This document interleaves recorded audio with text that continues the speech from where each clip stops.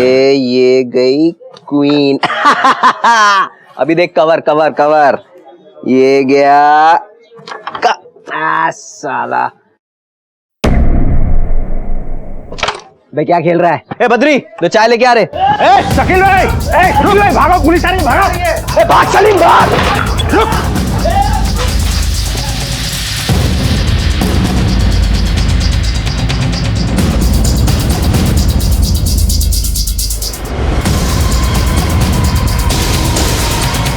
शकील, दुनिया की नजर में जो भी हो, लेकिन मेरी नजर में तो वो मुजरिम है, और मुजरिम का साथ देना भी जुर्म है।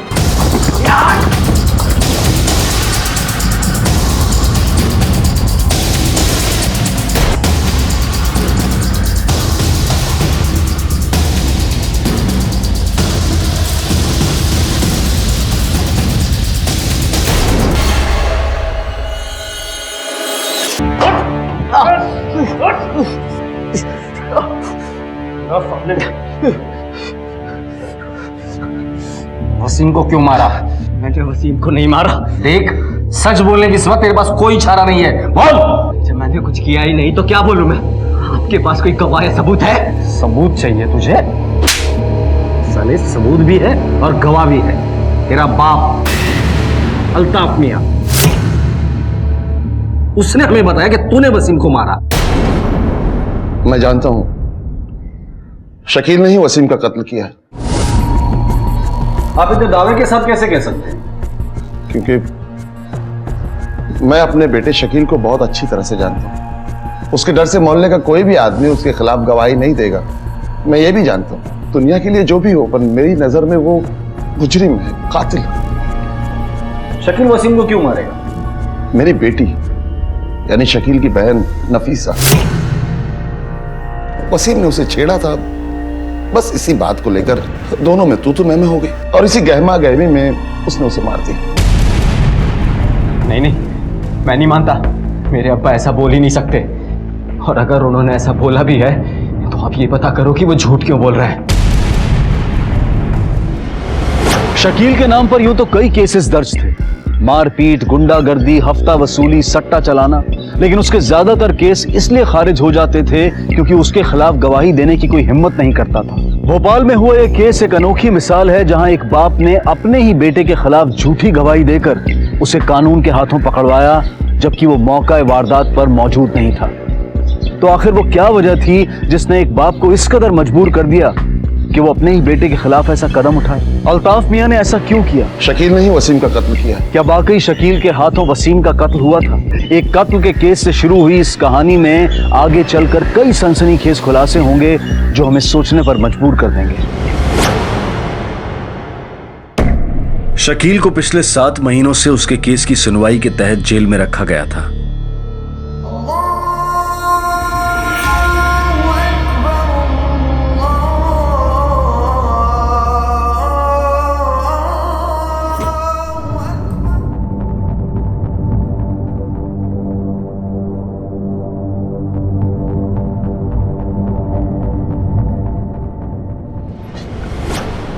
अरे वाह भाईजान, तो फाइनली जा रहे हैं।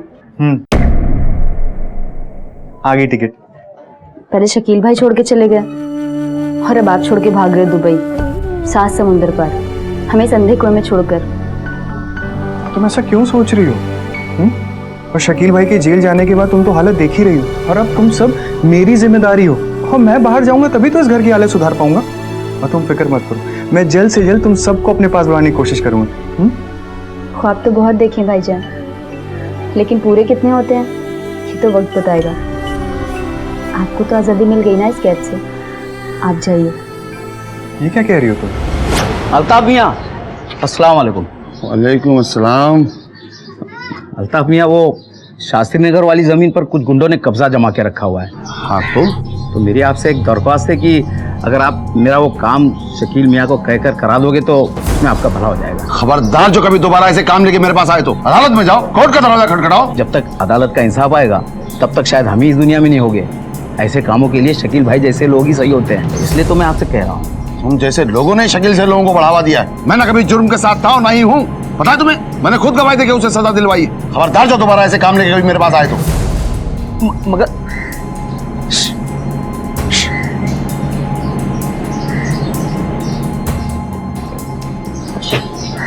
शकील भाई का काम तो हम संभालते हैं, अब चचा के पास क्यों आ गए?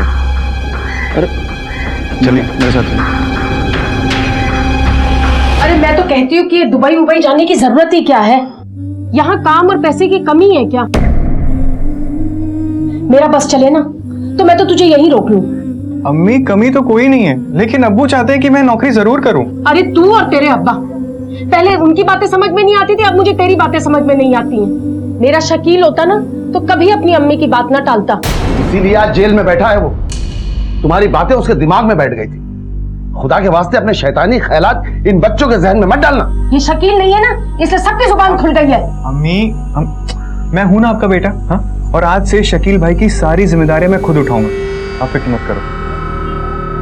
तो मैं चलूं अम्मी? हाँ। कहाँ जा रही है? वो भी इस वक्त शाम को, और ये लीपा पोती करके, ना बुर्का ना हिजाब। अरे लड़कियों को खूबसूरत दिखने के लिए मेकअप करना पड़ता है, नहीं तो अच्छे रिश्ते कहाँ से आएंगे? और इस उम्र में नहीं करेगी तो कब करेगी? तुम्हें पता है तुम्हारी यही सोच इस घर को डुबा रही है। आपको भले ना हो, मुझे अपने बच्चों पर बहुत भरोसा है। तू जा बेटा, जल्दी आ जाइए। जी अम्मी। जा। अल्लाह हाफिज। अरे तू छोड़ उन्हें, ये ले प्रेस कर देंगे। चच्ची, शकील ने आपको देने को कहा है, शास्त्री नगर की जमीन के काम के लिए एडवांस है। ये शकील ही मेरा असली बेटा है, वहाँ जेल में बैठा हुआ है, पर देख अम्मी की कितनी फिक्र है उसे। ठीक है तू जा। ठीक है चच्ची, अल्लाह हाफिज। अल्लाह हाफिज।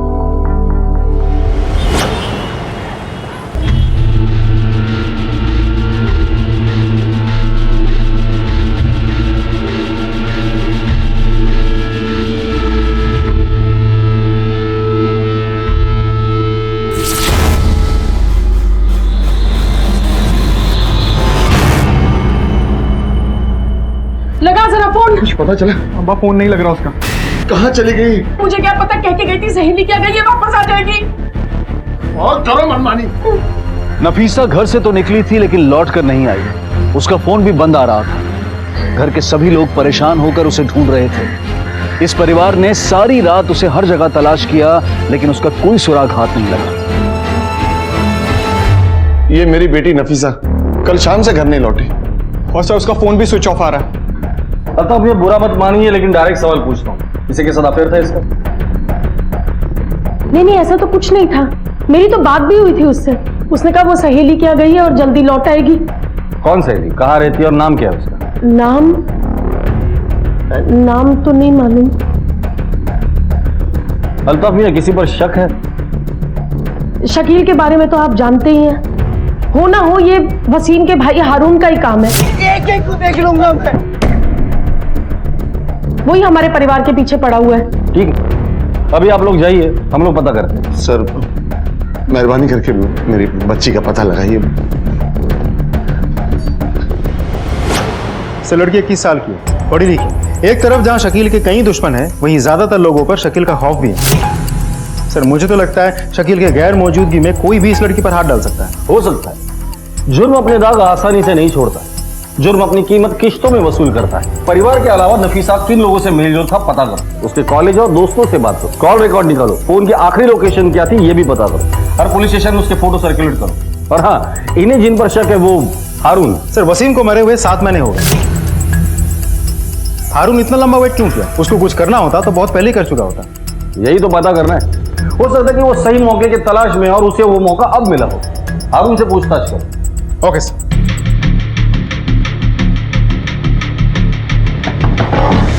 वसीम की मौत का बदला लेने के लिए शकील की बहन नफीसा को उठवा लिया। कहाँ गायब किया उसे? हाँ, यहाँ बोलेगा ले चलो थाने।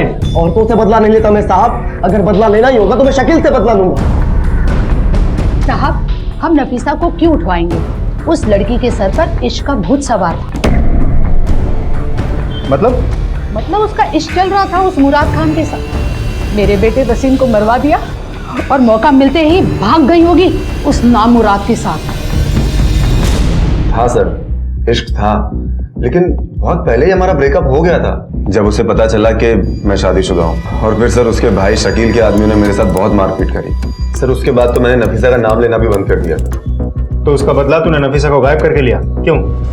सर ऐसा नहीं है, इनफैक्ट मेरे ब्रेकअप के बाद मैंने खुद उसे एक दूसरे लड़के के साथ भी घूमते हुए देखा था। आप चाहो तो तहकीकात करवा लो। वो तो हम कर ही लेंगे, फिलहाल तू शहर छोड़ के मत जाना।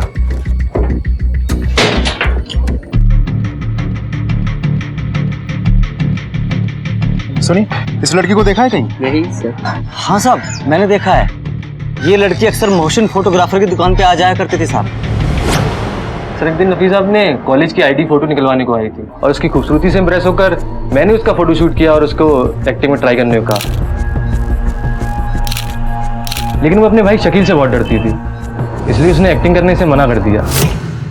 नहीं नहीं, फोटो तो ठीक है, लेकिन एक्टिंग शकील भाईजान को पता चला तो मुझे जिंदा गाड़ देंगे। सर, वैसे शकील के जेल जाने के बाद नफीसा दोबारा से एक्टिंग ट्राई करना चाहती है। कहीं ऐसा तो नहीं कि हीरोइन बनाने के चक्कर में तूने उसे मुंबई भेज दिया हो, या शकील के डर से वो कहीं चली गई हो और ये बात तूने किसी को ना बताई हो? अरे नहीं सर, ऐसा कुछ भी नहीं है। अगर ऐसा हुआ ना तो इस बार तेरी फोटो हम खींचेंगे, समझा? नफीसा और मुराद के अफेयर के बारे में पता चलने के बाद शकील ने मुराद को पीटा था। हो सकता है अपनी बहन को एक्टिंग में दिलचस्पी है, ये जानने के बाद शकील ने अपनी बहन के साथ भी ऐसा कुछ कर दिया। नफीसा के कॉल रिकॉर्ड्स आ गए?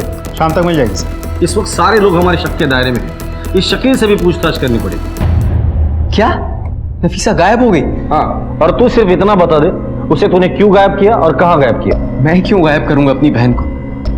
मैं उसकी ज़हनी हालत समझ सकता हूँ। उसे ढंग के रिश्ते नहीं आ रहे थे और अम्मी ने किसी अधेड़ उम्र के प्रॉपर्टी डीलर उमैर शिराजी से उसकी शादी तय कर दी थी, जो नफीसा को बिल्कुल पसंद नहीं था। अम्मी, अगर नफीसा को पसंद नहीं है तो रहने दो, और मिल जाएंगे रिश्ते। कहाँ से मिल जाएंगे? तू यहाँ जेल में बैठकर ढूंढेगा या वहाँ तेरे अब्बू मस्जिद में ढूंढेंगे?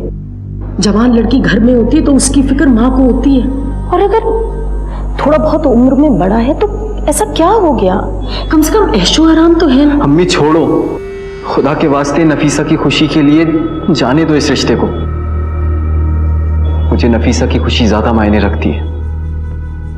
खान, इस उमेर और नफीसा के रिश्ते के बारे में घर वालों ने हमें कुछ बताया नहीं। सर, ये उमेर रसूख वाला आदमी लगता है।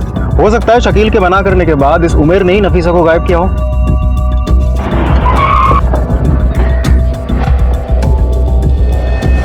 एक दिन मोहसिन मेरे घर आया था मेरी कुछ तस्वीरें देने के लिए। तभी अचानक मेरी नज़र नफीसा की तस्वीरों पर पड़ी। एक मिनट, मोहसिन मियाँ? हाँ, ये कौन है मियाँ? ये अल्ताफ मियाँ और शबनम चाची की बेटी नफीसा है। वही बड़ी मस्जिद की गली वाले? हाँ, वही।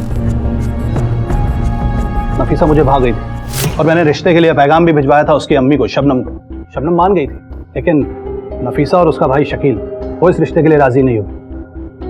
बाद में शबनम ने भी मना कर दिया, बात वहीं खत्म हो गई थी। ऐसा तो नहीं कि तुमने इसे अपने आन का मसला बना लिया और नफीसा को कहीं गायब कर दिया? कैसी बातें कर रहे हैं इंस्पेक्टर साहब? अगर गायब ही करना होता तो मैं रिश्ते की बात क्यों करता? और वैसे भी अकेली नफीसा नहीं है इस भोपाल में रिश्ते के लिए। अच्छा खासा कमाता हूँ, अच्छी इज्जत है मेरी। पैसों के दम पे ये कुछ भी कर सकता है, नजर रखना इस पर। यस सर, नफीसा की लास्ट लोकेशन एमपी नगर एरिया के बड़े मैदान के पास की दिखा रही है। कॉल रिकॉर्ड के मुताबिक नफीसा ने उस दिन मुराद, मोहसिन और शबनम के अलावा जरीना और निशात से भी बात की थी। सर, जरीना नफीसा की सहेली है। जी सर, नफीसा से अक्सर मेरी बात हुआ करती थी, और कल जब वो यहाँ आई थी तो बहुत ज़्यादा परेशान भी थी, क्योंकि ना सर वो माँ बनने वाली थी। उसने सर मेरी बाजी से अपॉइंटमेंट भी लिया था अबॉर्शन के लिए। मेरी बाजी निशात, वो गायना कॉलेज से है।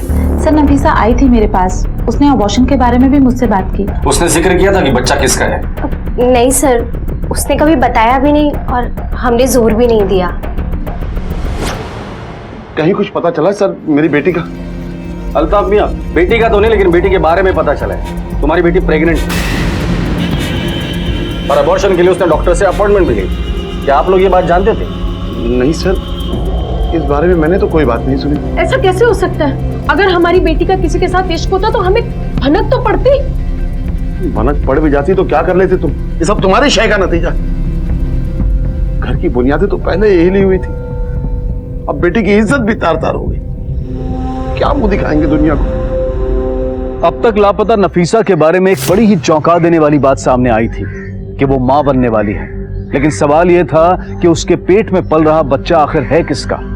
मुराद, मोहसिन, उमेर या फिर किसी और का? वो इस बच्चे को गिराना चाहती थी, पर आखिर वो गायब कहां हो गई थी? या फिर उसकी गुमशुदगी के पीछे कोई और ही वजह थी? वजह चाहे जो भी हो, पर इतना तो साफ था कि इस परिवार पर कई दुश्मनों की नजर थी। संदिग्धों की फेहरिस्त लंबी थी। अमीना, हारून, मुराद, मोहसिन, उमेर, यहां तक कि शकील भी शक के दायरे में था। तेरा और नफीसा का तो ब्रेकअप हुआ था, फिर उसने तुझे कॉल क्यों किया? कि ऐसा तो नहीं कि लड़कियों को घुमाते घुमाते अब तू पुलिस वालों को भी घुमाने की सोच रहा है? देखिए सर, मैं सच कह रहा हूँ। मैं तो ये भी नहीं जानता था कि नफीसा प्रेग्नेंट थी। हमारे बीच में अफेयर था, लेकिन वो हमेशा शादी से हिचकिचाती रही और मैं हमेशा उससे शादी करना चाहता था सर। एक तो तू शादीशुदा है, दूसरा धोखेबाज, और अब झूठ भी बोल रहा है। तेरी बातों पे यकीन क्यों करें हम? सच बता दे, उसने तुझे फोन क्यों किया था? देखिए सर, मैंने उससे मिलने की बात कही थी और उसने मुझे फोन करके ये कहा कि आइंदा मैं उससे मिलने की कोशिश ना करूं। That's it. तू तो इंस्टॉलमेंट में सामने आ रहा है। तुम याद रखना, तेरा आखिरी इंस्टॉलमेंट इस जेल में ही खत्म होगा। खान, इस केस को अगर हम लोग रिवाइज करते हैं तो सीन ये बनता है कि हारून जो भाई के खून का बदला लेने के लिए कुछ भी कर सकता है। एक एक को देख लूंगा मैं। दूसरी तरफ है मुराद जो ब्रेकअप की बात करता है। सर देखिए, ब्रेकअप उसने किया था। मोहसिन जो अपने आप को नफीसा का फोटोग्राफर बताता है। मैंने उसका फोटोशूट किया। उमर नफीसा से रिश्ता जोड़ने के लिए किसी भी हद तक जा सकता है। नफीसा मुझे भाग गई। सर ऐसा भी तो हो सकता है कि इस मुराद ने नफीसा को प्रेग्नेंट बना के इसके साथ कुछ कर दिया हो। ये भी हो सकता है, लेकिन मुराद अगर उस बच्चे का बाप नहीं है तो फिर कौन? मोहसिन, उमर या कोई और? नफीसा प्रेग्नेंट थी लेकिन वो बच्चा गिराना चाहती थी। ऐसा भी तो हो सकता है कि बदनामी के डर से वो शहर छोड़कर भाग गई हो या खुदकुशी की हो, या ऐसा भी तो हो सकता है कि एक्टिंग में करियर बनाने के लिए वो मुंबई चली गई, या किसी ने नफीसा को मारकर गायब कर दिया हो। ये भी हो सकता है। खान, जितने भी खबरें हैं सबको एक्टिवेट कर दो। नफीसा के बारे में मुझे डिटेल इंफॉर्मेशन चाहिए। Okay sir. कहीं नफीसा की गुमशुदगी वसीम के कत्ल से तो नहीं जुड़ी हुई थी, जिसका अब तक शकील ने इकबाल जुर्म नहीं किया था? क्या वाकई शकील ने वसीम का कत्ल किया था? ये सारे सवाल अब भी जवाब के इंतजार में थे और पुलिस की तहकीकात दिन ब दिन उलझती जा रही थी। क्या रिहान?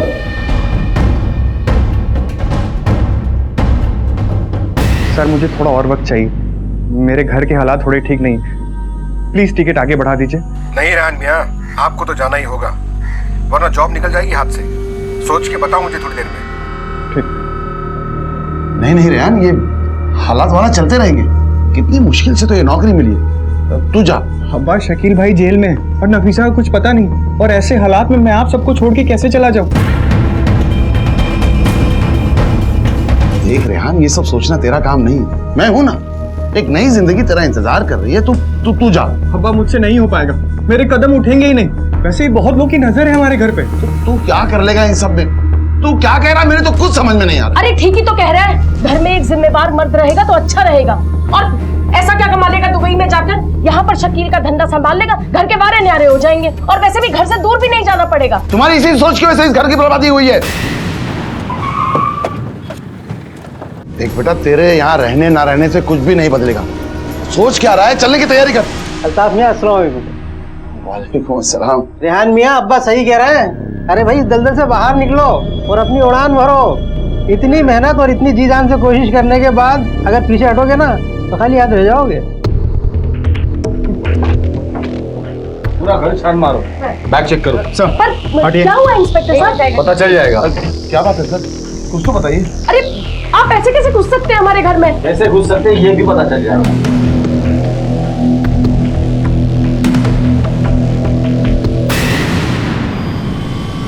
सर लेकर चलो इन सबको। अरे मुझे शकील को पिछले 7 महीनों से उसके केस की सुनवाई के तहत जेल में रखा गया था, और उसके परिवार वालों की जिंदगियों में उसके जेल जाने के बाद कई तूफान उठ खड़े हुए। बस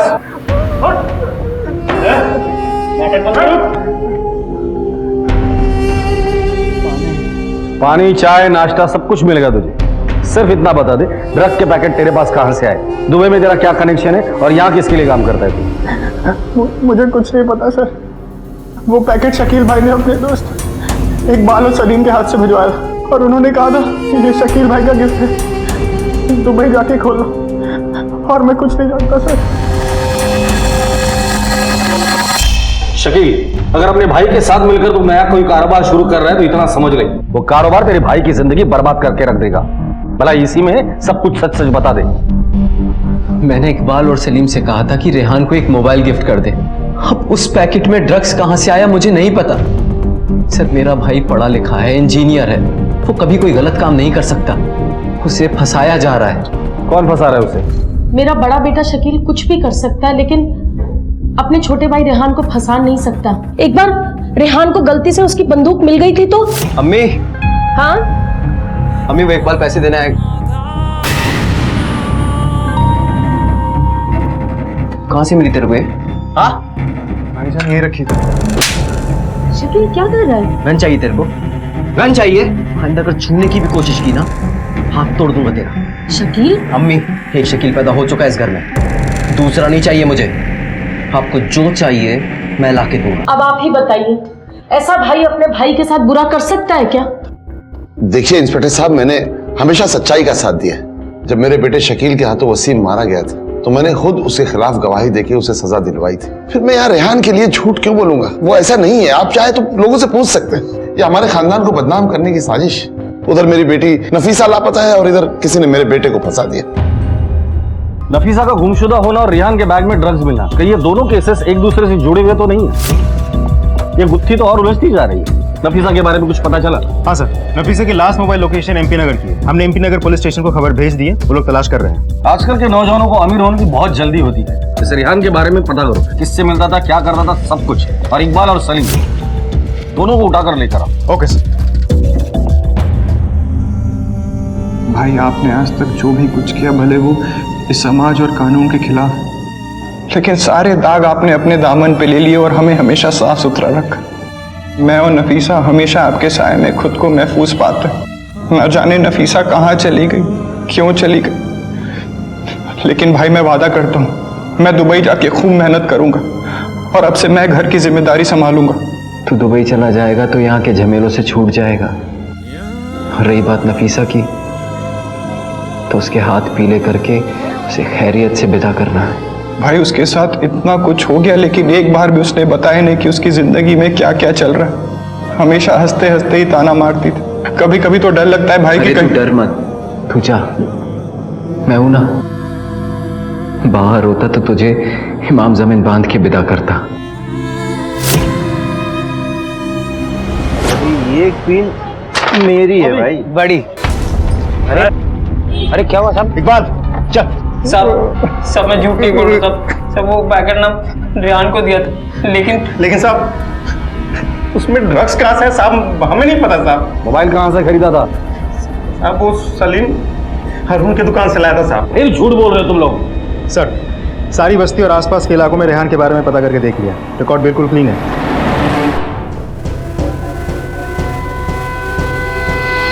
पीछे से करो।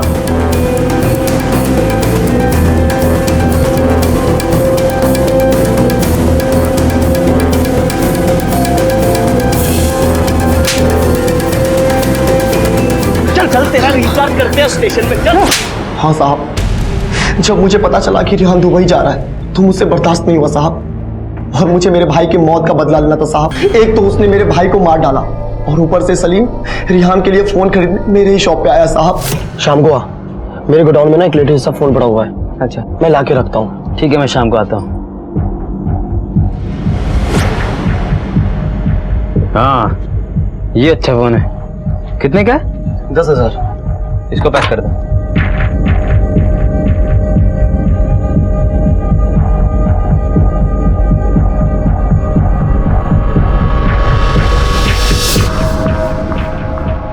शकील,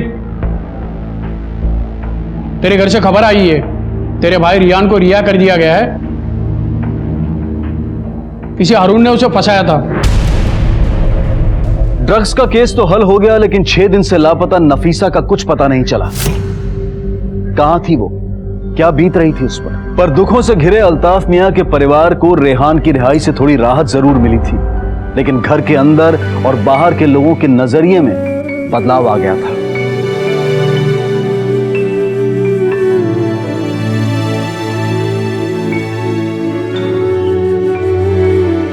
आजा बेटी, चल चल। अल्लाह का शुक्र है मेरा बेटा आ गया। कैसा है तू मेरे बेटे? मैं जानना चाहता हूँ कि क्या मांगती हो तुम दुआओं में, किस मुंह से खड़ी होती हो इबादत में, माँ की जिम्मेदारी समझती हो? तुम जैसी माँ है जिनकी वजह से आज नौजवान नस्लों का यह हाल है। अपने बच्चों का भला चाहना अगर गुनाह है तो मैं गुनहगार हूँ। शकील ने इस सारे घर की जिम्मेवारी ली। अपने छोटे भाई बहनों को वो एक बेहतर जिंदगी देना चाहता था और मैंने उसमें उसकी मदद करी, तो इसमें क्या गुनाह किया? गुनाह जिम्मेदार बनाने में नहीं है, गुनाह सही और गलत के फर्क को मिटाने में। हाँ हाँ, एक आप ही तो सही है, बाकी तो पूरी दुनिया गलत है। देखो शबनम, तुम बिला वजह मेरे मुंह मत लगा करो। तो मैं आपके मुंह लगता आ रही हूँ।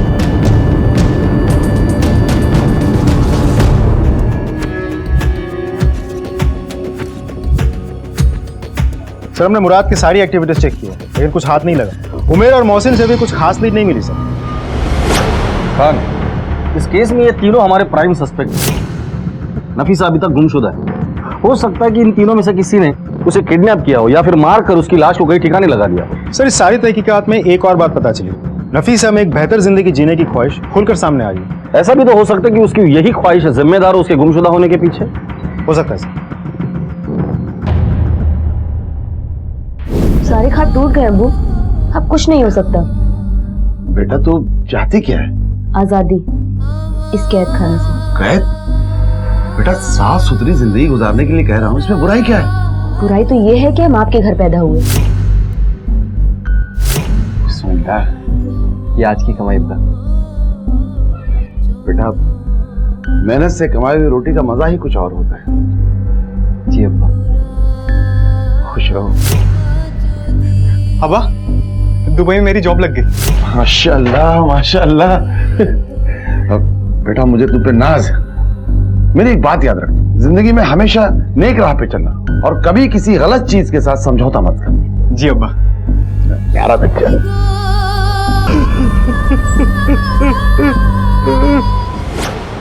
नजीब ये सामान दे दो। माफ करना अल्ताफ मियां, पहले ही इतना पैसा चढ़ चुका है।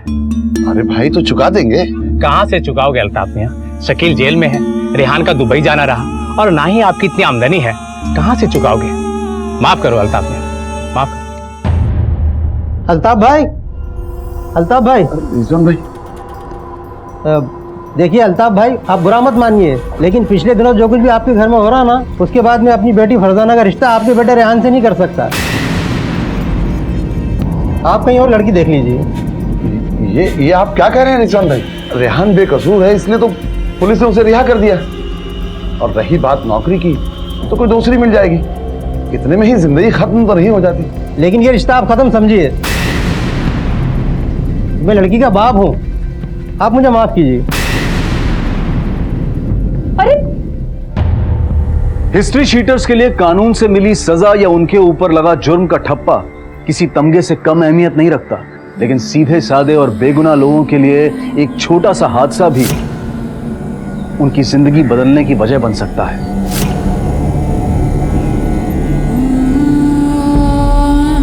क्या? ठीक है, तुम वहीं रुको, मैं आता हूं।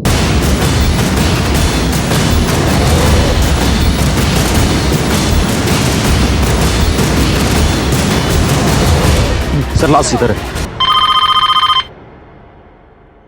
हेलो, हमें एमपी नगर एरिया में एक लड़की की लाश मिली है जो आपके दिए गए डिस्क्रिप्शन से मैच करती है। सर हुलिये से तो वही नफीसा लग रही है।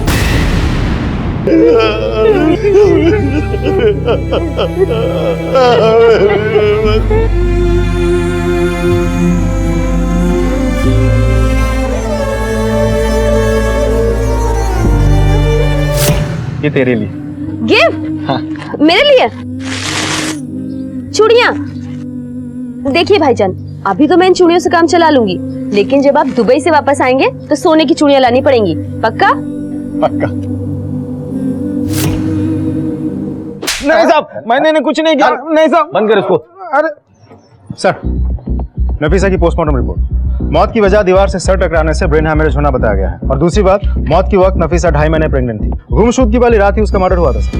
ये मुराद, मोहसिन और उमर तीनों को उठाकर लेकर और डीएनए टेस्ट करवा। उन्हें रिक्वेस्ट करो कि रिपोर्ट जल्द से जल्द हमें भेजे। खान, अब ये केस हम जल्द सॉल्व करेंगे। Okay sir.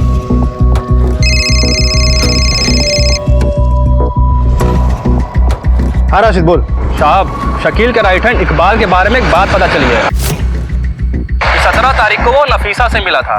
और हाँ साहब, सबसे जरूरी बात, अभी आपको वो सब्जी मंडी में मिलेगा। ठीक है, तू उस पर नजर रख, मैं पहुंचता हूँ।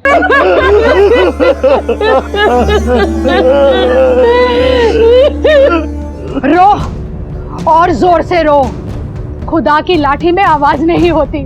देख, आज तेरी चौखट से तेरी बेटी का जनाजा उठ रहा है, वैसे ही जैसे मेरे वसीम का उठा था। तुझे पता है, आज ये नजारा देख के ना मेरा बदला पूरा हो गया। अरे तेरी नफीसा को मैं अपनी बहू बनाना चाहती, लेकिन तेरी काली परछाई उसे भी ले डूबी। मेरी बद्दुआ तुम लोगों को, मेरी बद्दुआ।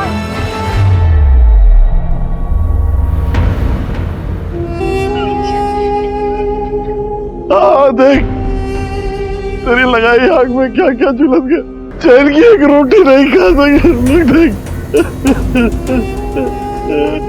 कल में पाक, कल में शहादत, अशहदु अन ला इलाहा।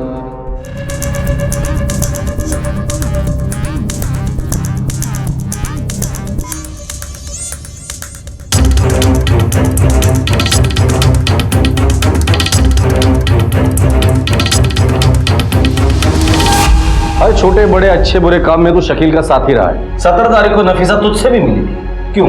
हाँ सर, वो मुझसे मिली थी, कुछ परेशान थी।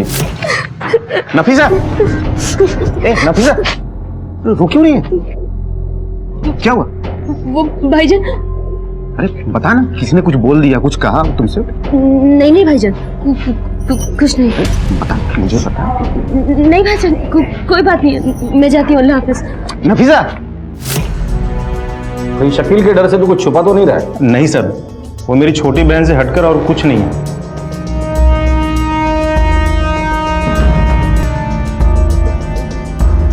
ठीक है, जा तू। ठीक, सलाम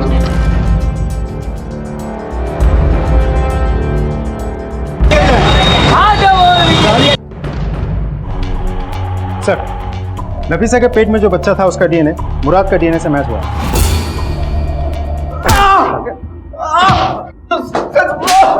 सर सच बोलो सर। इस बार अगर झूठ बोला ना तो देख लेना। बोल। सर सच बोलो सर। इस बार अगर झूठ बोला ना तो देख लेना। बोल। सर मैंने आप लोगों से सच्चाई छुपाई थी, लेकिन वो इसलिए क्योंकि अगर मैं बता देता तो उसमें नफीसा की बदनामी हो जाती। सर, उसके पेट में जो बच्चा पल रहा था वो मेरा ही था, और ये बात खुद नफीसा ने मुझे आके बताई थी, लेकिन तब तक उसे ये पता चल गया था कि मैं पहले से शादीशुदा हूँ। नफीसा, मुराद, तुमने मुझे इतना बड़ा धोखा दिया। लेकिन मैं अब तक तुमसे रिश्ता जोड़ना चाहती थी, लेकिन अब नहीं। लेकिन जिस बच्चे को मैं अपने प्यार की निशानी समझ रही थी, उसे मैं अब खुद गिराऊंगी अपने हाथों से। नहीं, देखो नफीसा, मैं तुमसे शादी करना चाहता हूँ, और अगर तुम कहोगी ना तो मैं अपनी पहली बीवी को भी तलाक दे दूंगा, ठीक है? कितने घटिया इंसान हो तुम। तुम्हारी नजर में किसी भी औरत की इज्जत ये है? मुझे कॉल करने की या मुझसे मिलने की कोशिश मत करना। शकील भाई ठीक कहते थे, तुम किसी लायक नहीं हो। नफीसा, शर्म आनी चाहिए तुम्हें। वो नफीसा को क्यों मारा? सर मैंने कुछ नहीं किया सर, मैं सच कह रहा हूँ सर, मैंने कुछ नहीं किया सर, सच में सर। सर मेरी बात का यकीन कीजिए, मैं पहले भी बता चुका हूँ आपको। मैंने रिश्ते के लिए उनको बोला था, लेकिन उन्होंने मना कर दिया, तो बात खत्म हो गई थी सर। अब मेरा उनसे कोई ताल्लुकात नहीं है, यकीन कीजिए सर। सर ऐसा भी तो हो सकता है कि नफीसा के प्रेग्नेंट होने की खबर शकील को पता चल गई हो, और गुस्से में आके उसी ने अपने आदमियों से नफीसा को मरवा दिया हो, क्योंकि शकील गुंडा जरूर है, लेकिन अपने घर और घर की इज्जत को लेकर बहुत हसास है। एक छोटी सी छेड़छाड़ को लेकर अगर वो मुराद को पिटवा सकता है या वसीम की जान ले सकता है, तो अपनी ही बहन नफीसा की प्रेग्नेंट होने की खबर सुन के उसे जिंदा छोड़ने वाला में से नहीं है। ये शकील का काम अब इकबाल देखता है ना? जी सर।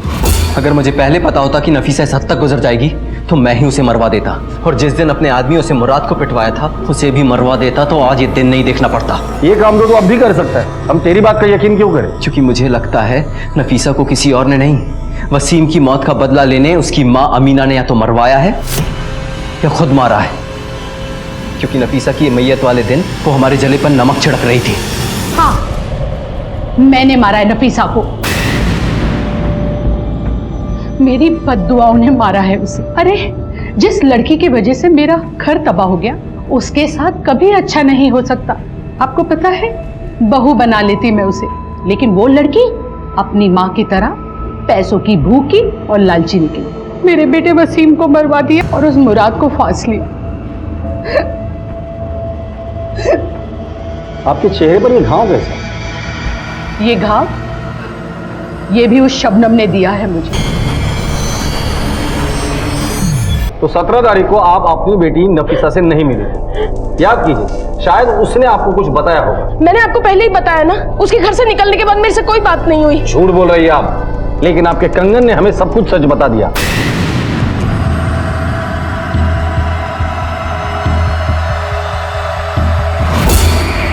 अब भी कुछ कहना है आपको? सच सच बताओ, नफीसा को क्यों मारा? मैंने नफीसा को एक दिन 2-4 बार उल्टी करते हुए देखा था।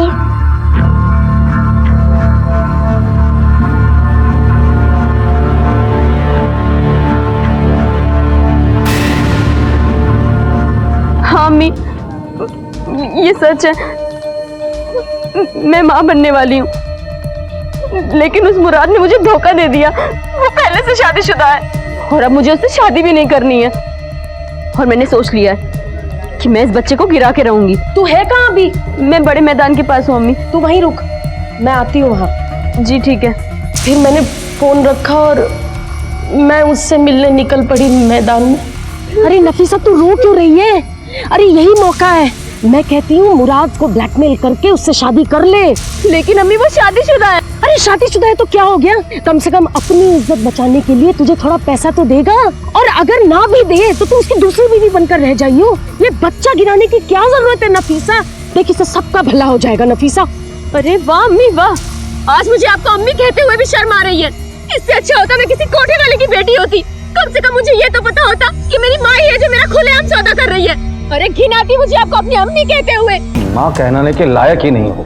अब जिंदगी भर जेल में सड़कर ये सोचते रहना कि जिंदगी से तुम्हें क्या चाहिए था। शबनम ने अपने बच्चों को खुशी देने के लिए जो रास्ता चुना वो उन्हें बर्बादी की राह पर ले गया। नफीसा की मौत खुद शबनम के हाथों हुई। शबनम को सजा हुई, शकील ने भी अपना जुर्म कबूल कर लिया। अल्ताफ मियां और रेहान के लिए ये एक दर्दनाक सच था जो तबाही की शक्ल में उनके सामने आया था। कड़वी सच्चाई तो ये है कि शकील को शकील भाई बनाने में सिर्फ शबनम का ही नहीं बल्कि समाज का भी हाथ है, जो कानून और व्यवस्था के दायरों को तोड़कर अपना काम आसानी और जल्दी से करवाने के चक्कर में ऐसे लोगों को वजूद में लेकर आता है। याद रखिए, जुर्म से खुशियां पाने का रास्ता बहुत छोटा होता है। इस रास्ते पर जो कुछ भी मिलता है उससे कहीं ज्यादा खोना भी पड़ता है।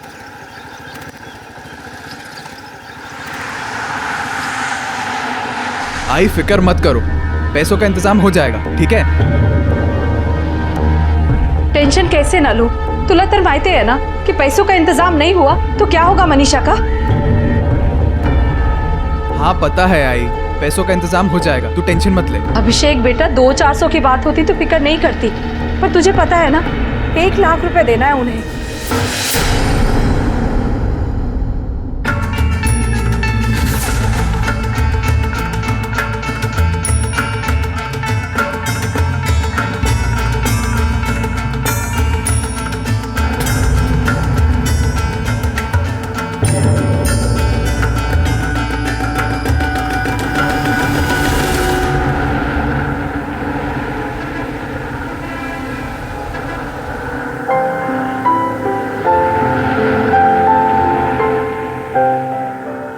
फोन होता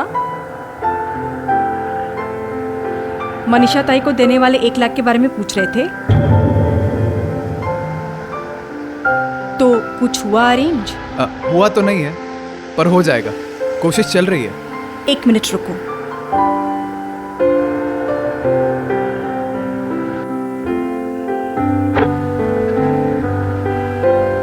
ये लो 50,000 है, बाकी का कुछ अरेंज कर लेंगे।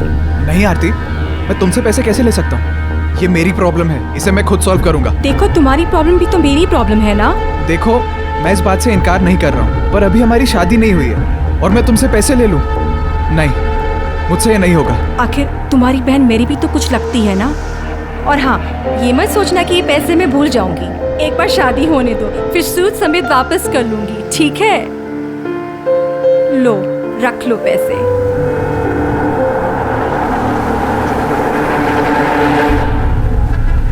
सच और अच्छाई की जीत तभी संभव है जब उसके पीछे विवेक, और किसी भी कीमत पर गलत के सामने ना झुकने की दृढ़ सोच हो, वरना ईमानदारी और अच्छाई की राह पर चलते हुए इंसान को भी कभी कभी बुराई अपनी चपेट में ले सकती है, उसे नुकसान पहुंचा सकती है। हमारा आज का केस भी कुछ ऐसा ही है, जहां रिश्तों में एक दूसरे का फायदा उठाया जाता है।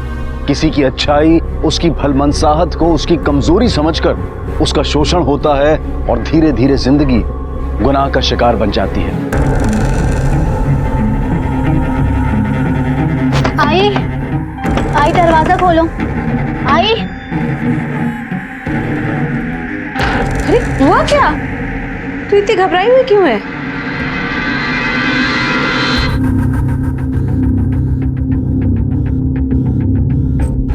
ताई, आपका जो ये देवर है ना राजन, हर रोज मेरा पीछा करता है। नल तू क्या बोल क्या रही है तू? मैं सही बोल रही हूँ, इसकी नीयत है ना मुझे ठीक नहीं लगती है।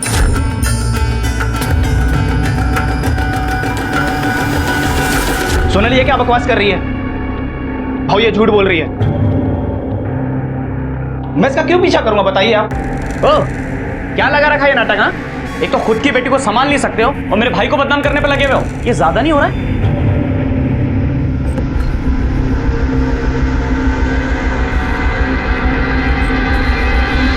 क्योंकि सारे पैसे मनीषा के इलाज के लिए लग रहे हैं, तुझे खर्चे के पैसे नहीं मिल रहे हैं, इसीलिए चिढ़ती है मनीषा से। और उस राजन हाँ, वो राजकुमारी बचा ना झूठा इल्जाम लगाने को। तुम लोगों को मेरे बात पे भरोसा नहीं है ना? ठीक है, अब करने दो उसको मेरा पीछा, देखना मैं उसको क्या करती हूँ। फिर बोलना नहीं कि मैंने बताया नहीं। सोनल,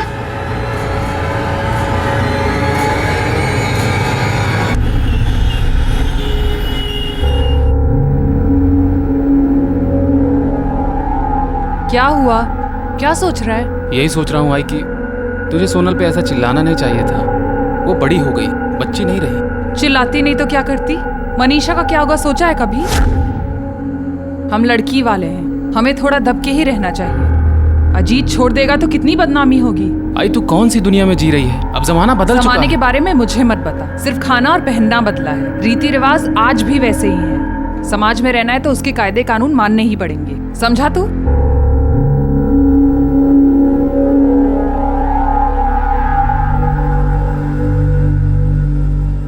ये लो आई, पूरे 1 लाख हैं, दे दो मनीषा ताई को और निभाओ अपने रीति रिवाज।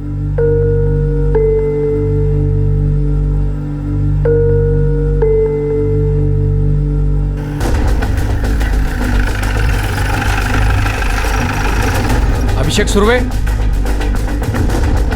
जी, मैं ही हूँ अभिषेक, कहिए। तुम्हें हमारे साथ पुलिस स्टेशन चलना पड़ेगा इंक्वायरी के लिए। इंक्वायरी? साहब मेरी बात तो सुनिए। चलो चलो। लेकिन क्या किया क्या इसने? सुनो साहब, किया क्या मैंने? क्या किया इसने? ऐसा मत करो। क्या किया साहब? सुनो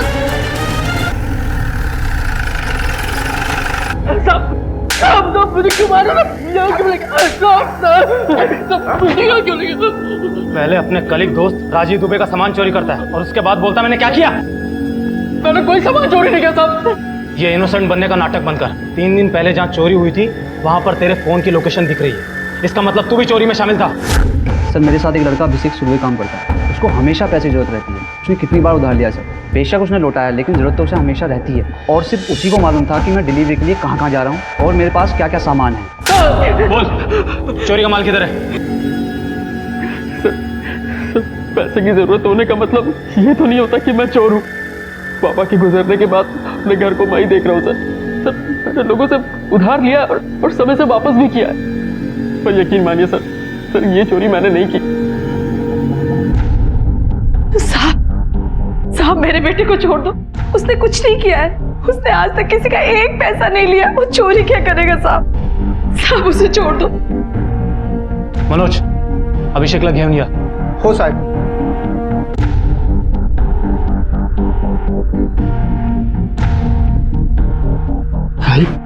अभिषेक कैसा है तू? ठीक हो? चल जा, लेकिन एक बात ध्यान रखना, इंक्वायरी अभी भी चल रही है और ये केस खत्म होने से पहले शहर से बाहर जाने की सोचना ही मत, समझा? ले जाइए अपने बेटे को। हो साहब, अच्छा खूब हमारे साथ। ठीक। चल।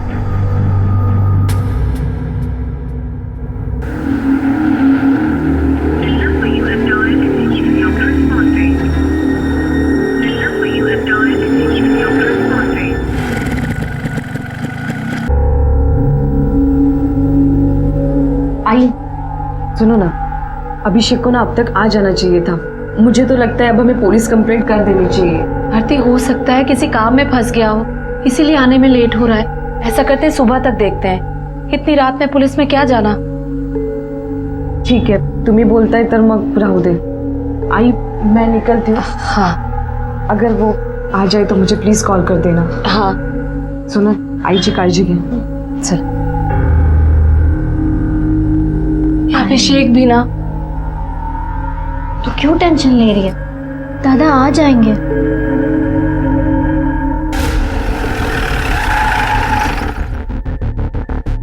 सोनल, सोनल जल्दी कर।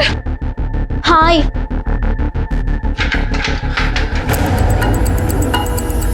अभिषेक सुरवे यही रहता है? हाँ साहब, पर वो कल रात से लौटा नहीं है। हम दोनों थाने ही आ रहे थे रिपोर्ट लिखवाने के लिए। ठीक है, आप हमारे साथ पुलिस स्टेशन चलिए। बोलिए, कहाँ छुप के बैठा है आपका बेटा? ऐसा क्यों पूछ रहे हैं साहब? क्या हुआ? मैं तो खुद आपके पास मदद के लिए आ रही थी। आपको ये नहीं पता कि आपका बेटा ऑफिस का डिलीवरी का सामान चुरा के भागा है, जिसमें 2 लैपटॉप और 2 महंगे मोबाइल फोन थे। चोरी? काहे बोलता है साहब? मेरा बेटा चोर नहीं है, बहुत ईमानदार है वो, बहुत मेहनती है वो। सर, ये लड़की आइए। काहे से लोग? तुम कौन हो? आरती, मेरे बेटे अभिषेक की मंगेतर है साहब। तुम्हें तो पता ही होगा ना कि उसने चोरी क्यों और कैसे की। सर, वो वैसा इंसान नहीं है, वो चोरी चकारी नहीं कर सकता। वो तो बेचारा पेट्रोल के पैसे बचाने के लिए भी कड़ी धूप में कितना पैदल चलता था। सर, मुझे तो लगता है उसके साथ कुछ ना कुछ गलत हुआ है। मैं तो कल ही रिपोर्ट लिखवाने आने वाली थी, लेकिन सर मैं आपके हाथ जोड़ती हूँ, प्लीज उसे ढूंढ लो। भगवान ना करे उसके साथ कुछ गलत हो। सर, हमने अभिषेक के बारे में जितने भी लोगों से पूछताछ की, सभी का यही कहना है कि अभिषेक ईमानदार मेहनती लड़का है। लेकिन उसके बारे में और एक बात सामने आई है। उसके कलीग ने उसके ऊपर चोरी का इल्जाम लगाया था। हम लोगों ने पुणे में इन्फॉर्म कर दिया है कि अभिषेक लापता है। सतीश, हो सकता है कि पैसों की तंगी की वजह से अभिषेक ने चोरी की हो। इस अभिषेक के बारे में और इन्फॉर्मेशन निकालो। Okay sir. Sir, delivery boy Rajeev Dubey के पास से जो मोबाइल चोरी हुआ था वो इस एड्रेस पे एक्टिव हुआ है।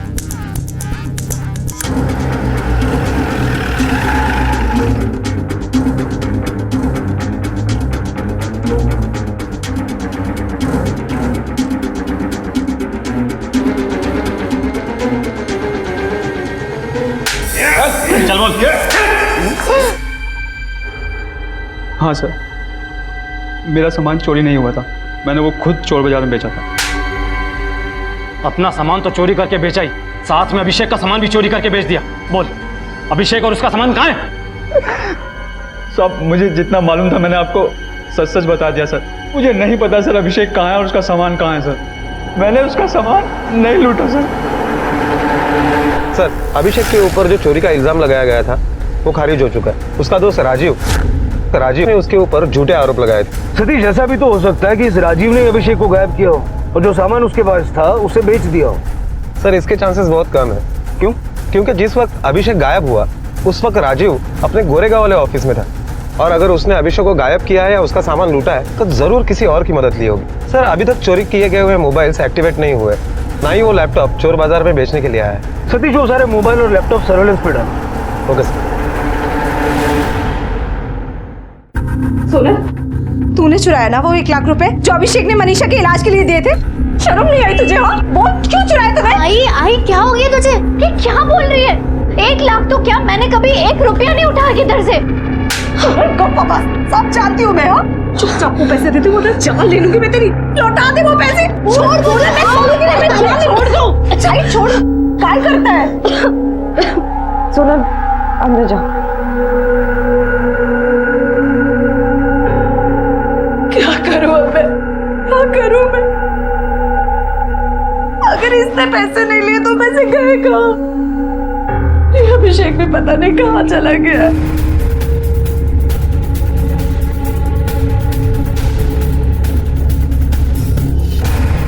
रेखा में कहीं मिला का? नहीं सर। चंदे कुछ मिला क्या? नहीं सर, कुछ नहीं मिला। सर, एरिया काफी सुनसान है अभिषेक के मोबाइल के लास्ट लोकेशन के अलावा यहाँ ऐसा कुछ भी नहीं मिला जिससे ये पता चल सके कि अभिषेक यहाँ आया था। सर अगर अभिषेक यहाँ आया था तो कम से कम उसकी बाइक तो यहाँ होनी चाहिए। सतीश, लेकिन डिलीवरी का सामान लेके अभिषेक ऐसी सुनसान जगह पे आया क्यों? और अगर यहाँ उसके साथ कुछ हुआ है तो मुमकिन है कि कोई आई विटनेस नहीं होगा। मुझे नहीं लगता कि ये चोरी का या किसी प्रोफेशनल मैटर को लेके कोई मामला है। हो सकता है कि उसकी पर्सनल लाइफ से जुड़ी हुई कोई चीज़ है। अभिषेक के दोस्तों, रिश्तेदारों, पड़ोसियों सबसे पूछताछ करो कौन उस पर सबसे ज्यादा खुन्नस खाता था। Okay sir.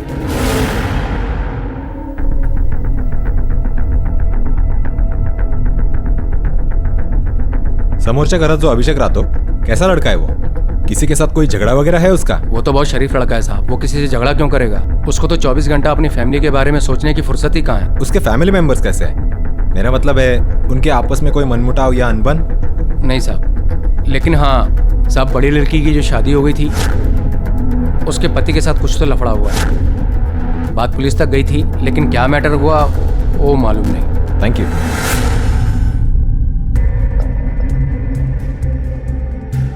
आपको ये चोट कैसे लगी? सीढ़ी से गिर गई थी साहब। 1 साल पहले शायद इसी तरह आप सीढ़ियों से गिर गई थी और उस वक्त आपने और आपके परिवार ने आपके हस्बैंड के खिलाफ डोमेस्टिक वायलेंस का केस फाइल किया और अचानक एक दिन आपने वो केस वापस लिया। वो घर वालों को गलतफहमी हो गई थी साहब। पुलिस केस को नाटक समझ रखा आप लोगों ने। हमें अच्छी तरह पता है कि वो गलतफहमी थी या कुछ और। जो आदमी अपनी बीवी को पीट सकता है वो उसके भाई को भी नुकसान पहुंचा सकता है। नहीं साहब, देखो मेरा पति मेरे साथ जो कुछ भी करे साहब, वो मेरे भाई को कभी नुकसान नहीं पहुंचाएगा। मतलब तुम मानती हो कि तुम्हारे पति ने तुम्हारे साथ मारपीट की थी? नहीं, वो मेरा मतलब ऐसा नहीं था साहब। ठीक है, जा सकती हो।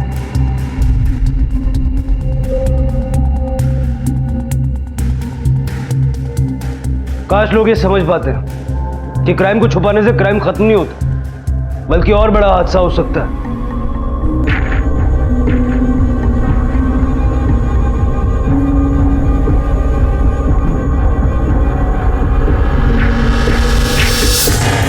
सर इंक्वायरी में शरीफ और किसी के साथ कभी ऊंची आवाज में बात नहीं करने वाले अभिषेक के बारे में एक असलियत सामने आई है। मनीषा के पति अजीत ने जब मनीषा को बुरी तरह से मारा था तो उसके बाद अभिषेक ने भी अजीत को काफी बुरी तरह से मारा और उसके खिलाफ डोमेस्टिक अब्यूज का केस भी डाला था। सब मेरे को काय को अंदर करे साहब, मैंने कुछ नहीं किया। जास्त बोलायचं नाही। लेकिन 15 ही दिनों में घर वालों के प्रेशर में आकर अभिषेक ने वो केस पीछे ले लिया। मान लो तुम दोनों मेरी बात और केस वापस ले लो। मनीषा, ऐसे अकेले कैसे कटेगी तेरी जिंदगी? हाँ, तो अपने बारे में नहीं तो सोनल के बारे में सोच। तू ऐसे शादी तोड़ के बैठ जाएगी, कौन करेगा उससे शादी? इसका मतलब हो सकता है कि अजीत ने बदला लेने के लिए अभिषेक को गायब किया। इस अजीत की पूरी हिस्ट्री निकाल, कौन है, क्या करता है, किससे मिलता है और अभिषेक के गायब होने के वक्त ये कहाँ था, सारी डिटेल्स निकाल। Okay sir. अभिषेक एक आदर्श इंसान, भाई और बेटा जो अपने घर में अकेला कमाने वाला था, जिसके बारे में सबकी राय बहुत अच्छी थी, 4 दिनों से लापता था। उसके साथ कब, क्या और क्यों हुआ था इसकी तस्वीर साफ नहीं थी क्योंकि कोई भी चश्मदीद गवाह नहीं था। अभिषेक का जीजा अजीत संदिग्ध था। दरअसल पुलिस को उसके पूरे परिवार पर शक था क्योंकि हालात भी इस तरफ इशारा कर रहे थे। ऐका ना साहब, मेरे को नहीं मालूम सब अभिषेक के साथ क्या हुआ। मेरे को ये भी नहीं पता उस दिन वो कहाँ गया और क्या कर रहा था। अच्छा, फिर 9 तारीख की दोपहर को 3 बजे तेरा और तेरे भाई का मोबाइल का लोकेशन बांद्रा कुर्ला कॉम्प्लेक्स का क्यों है? मैं बताता हूँ। अभिषेक ने तुझे जेल भिजवाया था और इस बात का बदला लेने के लिए तुम दोनों वहां गए थे। क्या किया अभिषेक के साथ? जिंदा या मार डाला? साहब मैंने अभिषेक के साथ कुछ नहीं किया साहब, आई शपथ। और उस तरफ तो हम दोनों भाइयों का अक्सर आना जाना लगा रहता है क्योंकि जिस फैक्ट्री में हम दोनों काम करते हैं उसका एक ऑफिस उधर भी है साहब। सर,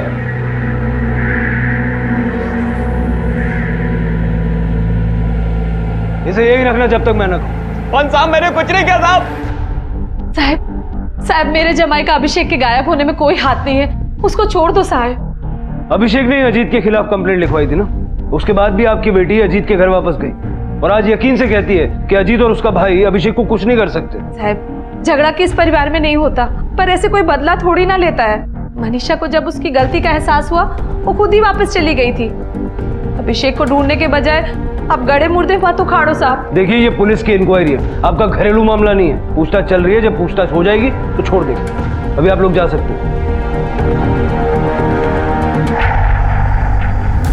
सतीश, अभिषेक की मां आशा की डिटेल्स निकालो क्योंकि जिस सोच की वो औरत है मुझे लगता है कि डोमेस्टिक अब्यूज का केस वापस लेने के लिए उसी ने अभिषेक और मनीषा को मजबूर किया होगा, और हो सकता है कि इसी बात पे माँ बेटे की बनती ना हो। जरा पता करो कि माँ बेटे का रिश्ता कैसा था। कैसा? अभिषेक के कॉल रिकॉर्ड से कुछ पता चला? कुछ खास नहीं मिला सर।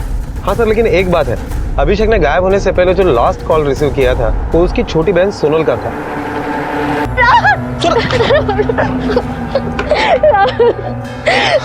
कौन था वो?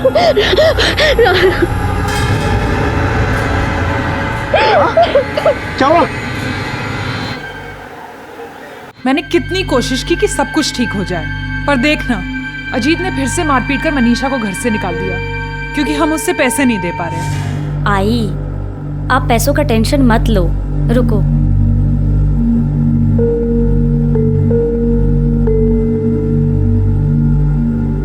आई, ये लो, रख लो पैसे। आरती? आई, ये पैसे मैं तो अभिषेक को ही देने वाली थी। आप लोग मेरे भी तो कुछ लगते हो। तूने इतना हमारे बारे में सोचा, यही बहुत है। पर ये पैसे मैं नहीं ले सकती। मैं भी तो इस घर का हिस्सा बनने वाली हूँ, और अभिषेक जब तक नहीं आता तब तक आप मेरी जिम्मेदारी हो, और उसे भी तो बुरा लगेगा कि उसके पीछे मैंने आप लोगों का ख्याल नहीं रखा।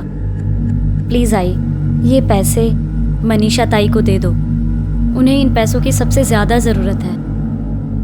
मैं कितनी नसीबवान हूँ कि मुझे तेरी जैसी बहू मिली। बस अब मेरा बेटा भी सही सलामत घर आ जाए। आई, आ जाएगा, आप मत टेंशन लो।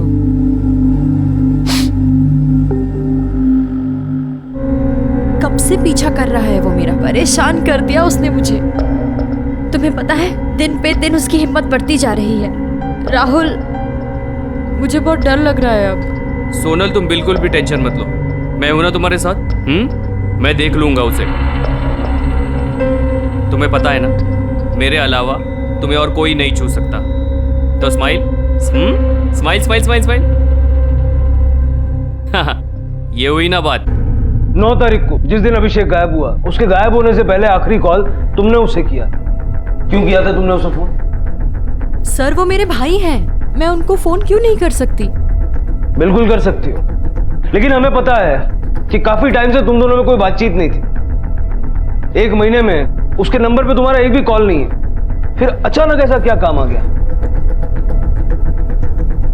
देखो, अपने तरीके से बता दो, वरना हमें अपना तरीका अपनाना पड़ेगा। सर, वो दादा ने मुझे राहुल के साथ देख लिया था। राहुल मेरा बॉयफ्रेंड है। सोनल, मुझे सब पता है तेरा क्या चल रहा है राहुल के साथ। देख, बंद कर ये सब और अपनी पढ़ाई पे ध्यान दे और अपने पैरों पे खड़ी हो, वरना देखा है ना मनीषा ताई का क्या हाल हुआ है, तेरा भी वही हाल होगा। दादा, मैं ना अपना खुद देख लूंगी, आप अपना देखो, मेरी टेंशन मत लो। और हाँ, मनीषा ताई की तरह ना मैं आपके पास रोने नहीं आऊंगी। सर, दादा ने बीच में पढ़ना बंद ही नहीं किया, इसलिए मैंने उनको फोन किया कि मुझे उनसे मिलके बात करनी है, कि वो मेरे मामले में टांग ना अड़ाएं। पर बात करने से पहले वो भाग गए। भाग गए मतलब? सर, सबको ऐसा लगता है कि दादा भगवान है, कोई सुपर हीरो है, जैसे वो सब कुछ ठीक कर लेंगे। पर वैसा नहीं है, वो भी हम जैसे ही हैं। वो ऊपर से स्ट्रांग बनते हैं, पर छोटी छोटी बात पे घबराते हैं। हाँ आरती, थक गया हूं मैं। इतनी कोशिश करता हूं, इतनी मेहनत करता हूं, फिर भी कुछ नहीं हो पाता है। हार चुका हूं मैं। ऐसा मन करता है इन सब चीजों को छोड़ के कहीं दूर भाग जाऊं। सर, मुझे तो लगता है दादा डर के भाग गए, वरना अगर वो यहाँ होते तो आपको कोई ना कोई खबर तो लगती उनकी। क्या समझती तू अपने आप को? पुलिस को क्यों बोला कि अभिषेक भाग गया है? भागा नहीं है तो किधर है बोलना। अब तो अपने बेटे के महान होने से बाहर निकल आई। वो भी हम दोनों की तरह इंसान है। मुझे तो लगता है दादा ही वो 1 लाख रुपए लेकर चले गए। अरे वो उसके ही पैसे थे, अपने पैसे क्यों चुराएगा वो? क्योंकि आई तूने उसका जीना हराम कर दिया। कभी तूने उससे पूछा कि वो कैसा है? बस पैसे चाहिए बोल दिया। अरे कभी सोचा है कि वो पैसे कहाँ से लाएगा? पैसे छापने की मशीन समझा ना तूने उसको। तेरी वजह से भागा है, तूने मजबूर किया उसे आई भागने के लिए। क्या बोली तू? मैंने मेरे बेटे को भगाया? हाँ, मेरी वजह से भागा मेरा बेटा, मेरी वजह से भागा है वो। क्या बोले तू? पागल हो गई है क्या? हाँ, तेरी वजह से भागा है वो। और सिर्फ वही नहीं, मुझे तो लगता है बाबा भी तेरी वजह से तंग होकर मर गए। आई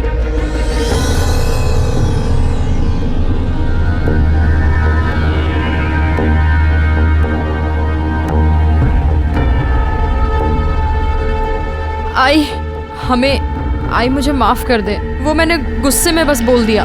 आई तो सुन रही है ना? सोनल तू जा यहाँ से। माफ कर देना।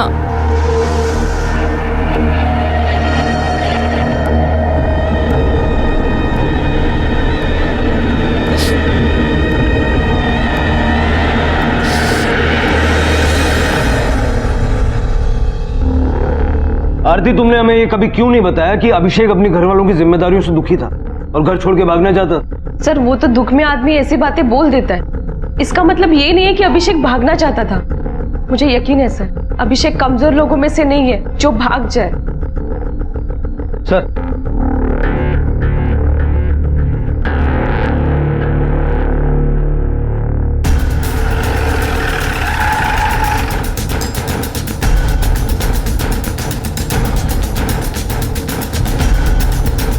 तुमने देखा किसी को ये बाइक पार्क करते हुए? सर यहाँ पे रोज इतने सारे लोग बाइक पार्क करते हैं, अब हर किसी की शक्ल याद नहीं रहती सर। तुम्हारे यहाँ सीसीटीवी कैमरा है? सीसीटीवी तो है लेकिन खराब पड़ा है सर वो।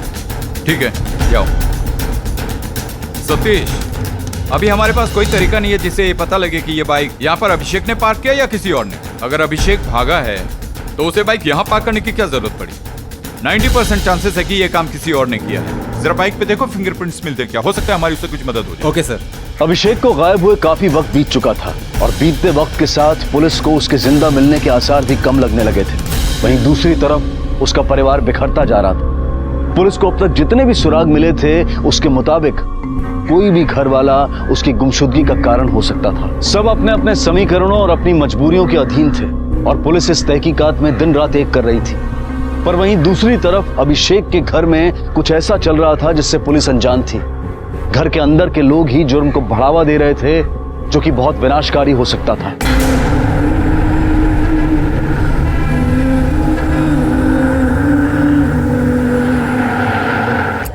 सर, सोनल, मनीषा और उनकी मां, इन तीनों में से किसी की भी मोबाइल का लोकेशन अभिषेक के लास्ट लोकेशन से नहीं मैच कर रहा है। सर, बांद्रा कुर्ला कॉम्प्लेक्स में एक डेड बॉडी मिली है। बांद्रा कुर्ला कॉम्प्लेक्स?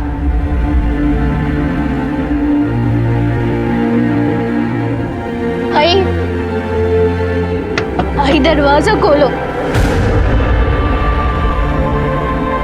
सोनल,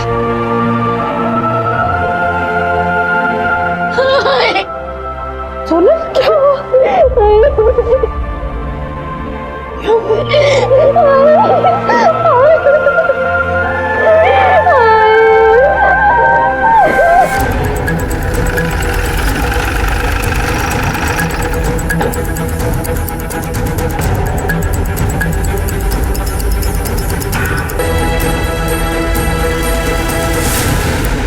सतीश, 4 दिन पहले अभिषेक का लास्ट लोकेशन वहां था। उसकी बॉडी को देख के लगता है कि उसको मर के काफी दिन हो चुके हैं। सर, मुझे तो लगता है कि ये अभिषेक की डेड बॉडी है। बॉडी को पोस्टमार्टम के लिए भेजो और अभिषेक की फैमिली को शिनाख्त के लिए बुलाओ। Okay sir.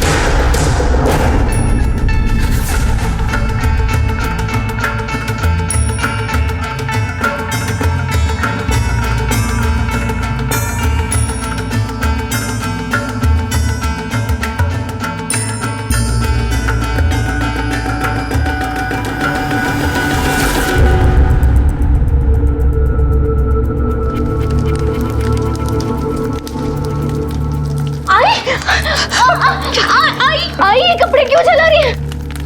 ये कपड़े पुलिस कंप्लेन में मेरी मदद करने वाले थे आई, कि मैं सच बोल रही हूँ आई, कि राजन ने मेरा रेप किया है। चुप, एकदम चुप। ये बात तेरी जबान पे कभी आनी नहीं चाहिए। और भूल जा पुलिस। मैंने अजीत और राजन से बात कर ली है, सब कुछ ठीक हो जाएगा अब। आई, क्या ठीक हो जाएगा? ये क्या बोल रही है तू?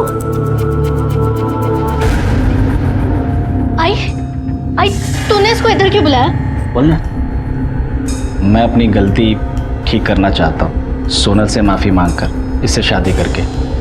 देख सोनल, वो अपनी गलती ठीक करना चाहता है, शादी करना चाहता है तुझसे। आई, पागल हो गई क्या तू? मैं इससे शादी नहीं करूंगी। देख सोनल, अगर तूने शादी से मना किया ना तो मैं जाकर पुलिस में बोल दूंगी कि मेरी अलमारी से जो 1 लाख रुपए चोरी हुआ है वो तूने किया है, समझी तू? इसलिए जो कहती हूँ वो चुपचाप कर।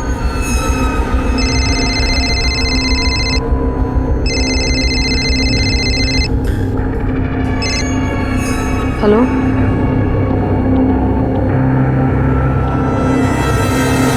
सतीश, पोस्टमार्टम रिपोर्ट के हिसाब से अभिषेक के सर पे इतने जबरदस्त वार किए गए कि उसी से उसकी मौत हो गई। उसके बाद में उसकी लाश को झाड़ियों में फेंक दिया गया। मौत का समय 9 तारीख को दोपहर 3 से 5 का है। बाइक से फिंगरप्रिंट्स मिले? नहीं सर, हो सकता है कि जिसने खून किया वो पूरी प्लानिंग में आया हो, उसने ग्लव्स पहने थे और इसीलिए अभिषेक के फिंगरप्रिंट्स के अलावा किसी और के फिंगरप्रिंट्स नहीं मिले। मत रो आरती, होनी को कौन टाल सकता है? रो मत बेटा, रो मत। चुप हो जा आरती, चुप हो जा। आई रडू दे तिला, रो ले जितना रोना है आज के दिन, क्योंकि आज के बाद तुझे कभी रोना नहीं पड़ेगा। पनो दीदी वो फैमिली तेरे लिए, उन लोग के साथ तू कभी खुश नहीं रह पाती। चुप कर, तुला क्या अक्कल है कि नहीं? अरे समय देख के तो बातें किया कर। आई अरे सच बोलने के लिए कौन सा टाइम देखा जाता है? बेकार में रो रही है ये। मुझे तो अच्छा लग रहा है कि वो मर गया, नहीं तो ये भी उन लोग के लिए करते करते मर जाती और किसी को फर्क भी नहीं पड़ता।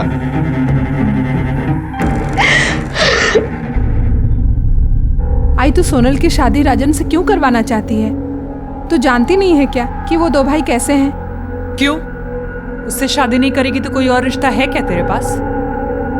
कौन करेगा ऐसी लड़की से शादी जिसका बलात्कार हो चुका हो?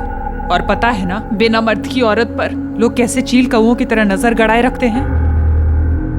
अभिषेक के बाद अब वही लोग हमारा सहारा है, वही लोग इस घर के मर्द हैं। अब आई तो अपनी बात मनवाने के लिए अभिषेक का नाम मत ले। हाँ, वो आज नहीं है, लेकिन पहले कहा तूने कोई सही फैसला लिया है?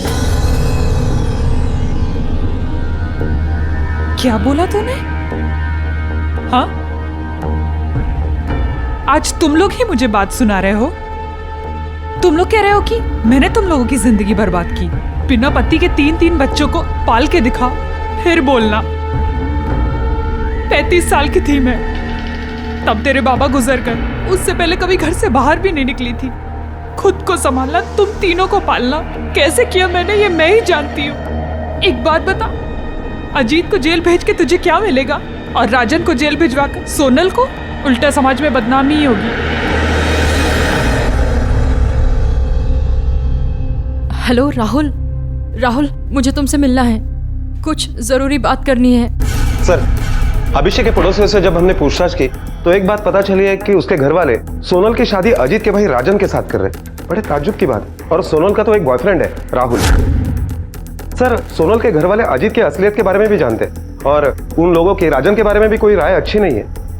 इसके बावजूद भी वो लोग सोनल की शादी राजन के साथ कर रहे हैं। सतीश, इस शादी की बैक स्टोरी कुछ और ही है, वरना बेटे की मौत के फौरन बाद शादी की बात कौन करता? अपना एक कांस्टेबल 24 घंटे सिविल कपड़ों में उनके घर की निगरानी पे लगा। उनकी हर मूवमेंट की छोटी से छोटी खबर मुझे चाहिए। Okay sir. क्या ये तुम क्या कह रही हो? और तुम्हें पता है, आई मेरी शादी जबरदस्ती राजन से करवाना चाहती है, ये जानते हुए भी कि उसने मेरा रेप किया। राहुल, मैं उससे शादी नहीं करना चाहती। राहुल, एक काम करते हैं, हम दोनों मंदिर में जाके शादी कर लेते हैं। सुनो, सुनो, मेरी बात सुनो। मैं तुमसे शादी नहीं कर सकता। मेरे आई बाबा कभी नहीं मानेंगे। क्या? मुझसे प्यार करने से पहले तुमने अपने आई बाबा से पूछा था क्या? देखो सुनो, मैंने कहा ना, मैं तुमसे शादी नहीं कर सकता। एक रेप हुई लड़की को मेरे घर वाले कभी एक्सेप्ट नहीं करेंगे। राहुल, इसमें मेरी क्या गलती है? देखो, गलती किसी की भी हो, मुझे उससे कोई मतलब नहीं। तुम्हारा रेप हुआ है, ये जानने के बाद मैं तुमसे कभी शादी नहीं कर सकता।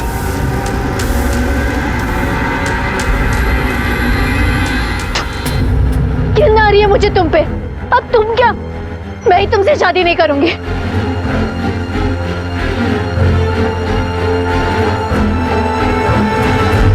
सर, मैंने पड़ोसियों से पूछताछ की तो एक अजीब बात मालूम पड़ी। कुछ दिन पहले सोनल जब घर पर आई थी तो उसकी हालत बहुत बुरी थी। शरीर पर मार्क के निशान थे, कपड़े गंदे हुए थे। सर, उनको ऐसा देखकर लग रहा था कि उसके साथ कुछ गलत हुआ।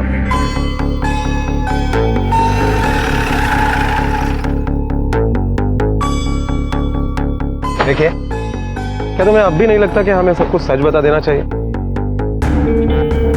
हमें सब कुछ सच पता चल गया है। सोनल और राजन की शादी हो रही है। अचानक शादी करने का फैसला, जबकि अभी अभी भाई की मौत हुई है।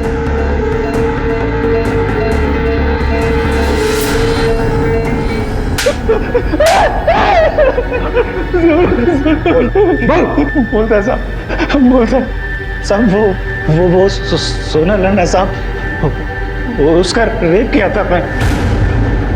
सब वो मेरे को कुछ समझती नहीं थी, उसका वजह से कितना बदनामी हुआ हम लोग का पता है। सब वो अजीत भाव को घरेलू हिंसा के अंदर भी करवाया था। और इसीलिए तूने अभिषेक को मरवा दिया? नहीं साहब, नहीं साहब, मैंने नहीं मारा साहब, हाँ शपथ मैंने नहीं मारा साहब। आरती के भाई ने अभिषेक को मारा होगा साहब। वो नहीं चाहता था कि उसकी शादी उसके घर में हो और घर की सारी जिम्मेदारी वो उठाए। ये क्या कर रहे हो? देख, दूर रह मेरी बहन से, अपना प्यार अपने पास रख। मैं उसको तेरी पनौती फैमिली के दुख दूर करने के लिए बर्बाद नहीं होने दूंगा। प्यार से समझा रहा हूँ, समझ जा, वरना तू सोच भी नहीं सकता मैं तेरा क्या हाल करूंगा। तब मैं बता दो साहब, मैंने नहीं मारा अभिषेक को साहब। साहब मैं चाहता था कि उसकी शादी मेरी बहन के साथ ना हो, पर वो अभिषेक की वजह से नहीं साहब। साहब अभिषेक तो अच्छा लड़का था, मेरे को पसंद था वो, पर साहब उसकी फैमिली वो उस पर जिम्मेदारी थोप थोप के उसको बर्बाद कर दी थी साहब। और मैं नहीं चाहता था कि मेरे बहन के साथ भी वही हो। आई शपथ मैंने नहीं मारा अभिषेक को।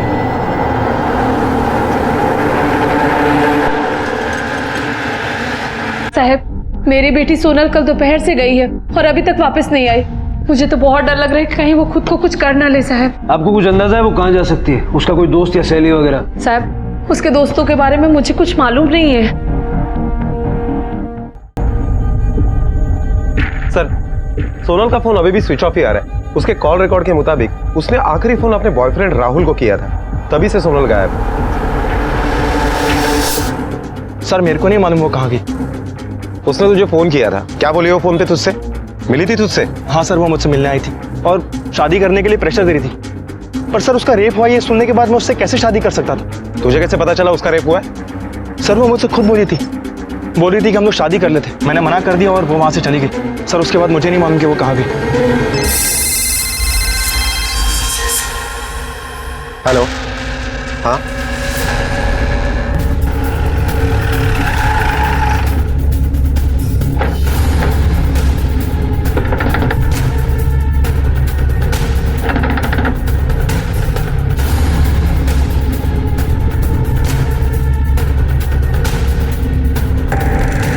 कहाँ थी तुम?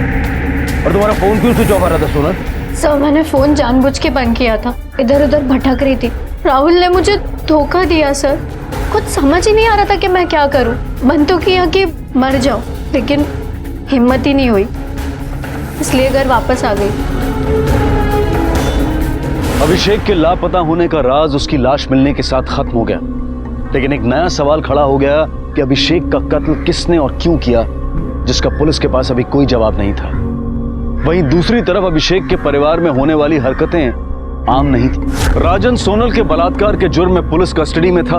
मनीषा ने तलाक लेने का फैसला कर लिया था। राहुल सोनल को छोड़कर जा चुका था और अभिषेक का खून जिस सफाई से किया गया था उसे भेदना मुश्किल हो रहा था। और तभी पुलिस के हाथ एक ऐसा सुराग लगा जो इस केस में अहम साबित हुआ। सर अभिषेक के पास से जो 2 लैपटॉप चोरी हुई थी, उसमें से एक लैपटॉप ऑनलाइन वेबसाइट पर रजिस्टर हुआ। ये लैपटॉप तुझे कहाँ मिला? सर मिला नहीं है, मैंने खरीदा है। कहाँ से खरीदा? MG रोड पे अपना इलेक्ट्रॉनिक शॉप है ना, वहीं से। सुनिए, ये लैपटॉप तुम्हारे दुकान से बेचा गया था? 1 मिनट चेक करता हूँ सर।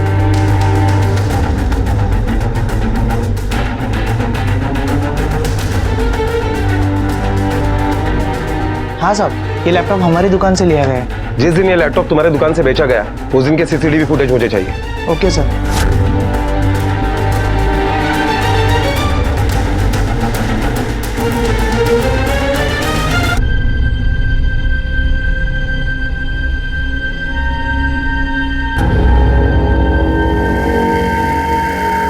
सर सोनल ने मुझे बताया था कि अभिषेक को एक बार चोरी के इल्जाम में पुलिस उठा के लेके गई थी। मेरे घर वालों ने भी मुझे पैसा देना बंद कर दिए थे और सट्टेबाजी में भी मैं बहुत पैसे हार गया था। तभी मेरे को आइडिया आया, मैंने सोचा कि अभिषेक महंगे मोबाइल्स और लैपटॉप डिलीवर करता है। अगर मैं उसे लूट कर कहीं गायब कर दूं तो सारा इल्जाम उसी पर आ जाएगा। पुलिस भी यही सोचेगी कि अभिषेक सामान लेकर कहीं भाग गया और मैं उस सामान से अपना कर्जा चुका दूंगा। फिर सर मैंने सोनल से कहा कि अभिषेक को फोन लगाकर मिलने की बात करो, हम आपस में मिलकर मामले को सुलझा देंगे। फिर मैंने ही कुछ देर बाद सोनल से फोन करके कहा कि मुझे कुछ जरूरी काम आ गया है, इसलिए हम आज मिल नहीं सकते। मैंने अपना फोन स्विच ऑफ करके उससे अकेले मिलने चला गया। अभिषेक भाई, अभिषेक भाई,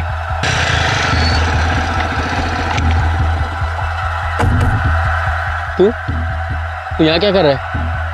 सोनल ने तो कहा था तू आज मिल नहीं सकता। हाँ, वो कुछ काम आ गया था, कैंसिल हो गया, तो हम लोग यहाँ आपसे मिलने आ गए। सोनल कहाँ है? वो वहाँ गाड़ी में वेट कर रही है, आइए।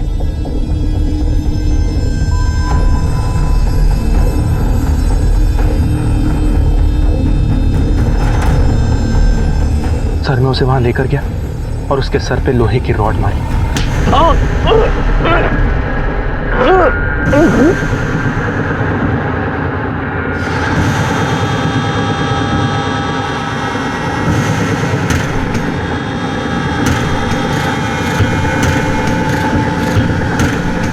और फिर उसकी बॉडी को वहीं झाड़ी में फेंक दिया और सामान अपने साथ लेके भाग गया। फिर मैंने उसकी बाइक वहां पार्किंग में लगाई। तुम्हारी ऐसी वाहियात वजह से एक मासूम इंसान की जान गई। पैसों की जरूरत अभिषेक को तुमसे कहीं ज्यादा थी, लेकिन उसने तुम्हारी तरह गलत रास्ता नहीं चुना। अपने परिवार के प्रति रक्षात्मक होना सही है, लेकिन किसी गलत चीज को सही मानकर उसे बढ़ावा देना जुर्म को न्योता देने जैसा है। और यही हो रहा था आशा की तमाम कोशिशों में, जिसकी वजह से अभिषेक पिसता रहा। एक बेहतर और संपन्न जिंदगी के सपने देखने में कोई बुराई नहीं है, लेकिन उसकी नींव अपनी मेहनत और काबिलियत पर खड़ी होनी चाहिए, वरना लोग फायदा उठाने से नहीं चूकेंगे, जो कि सोनल के साथ हुआ। किसी के प्यार में उसकी मदद करना गलत नहीं है, लेकिन उसे सही सलाह देना भी बहुत जरूरी है, जो कि आरती ने नहीं किया। राजन को सोनल के बलात्कार और राहुल को अभिषेक के कत्ल और चोरी के लिए गिरफ्तार किया गया है। दोनों इस वक्त जुडिशियल कस्टडी में हैं और पुलिस चार्जशीट फाइल करने की तैयारी कर रही है। अपनों के लिए प्यार की जिम्मेदारी निभाना सिर्फ उनकी हर बात को मानना नहीं होता है, बल्कि सच का साथ देकर उन्हें सही और गलत का फर्क समझाना भी जरूरी होता है। इसी विचार के साथ अब मैं अनूप सोनी आपसे विदा लेता हूं। फिर मुलाकात होगी अगले एपिसोड में एक और चौंका देने वाले केस के साथ। तब तक अपना और अपने परिवार का ख्याल रखें और देखते रहें क्राइम पेट्रोल डायल 100। सबक एक को सीख हम सबको। जय हिंद। क्राइम पेट्रोल के और भी दिलचस्प कहानी देखने के लिए हमारे चैनल को सब्सक्राइब करें और बेल आइकॉन दबाना न भूलें।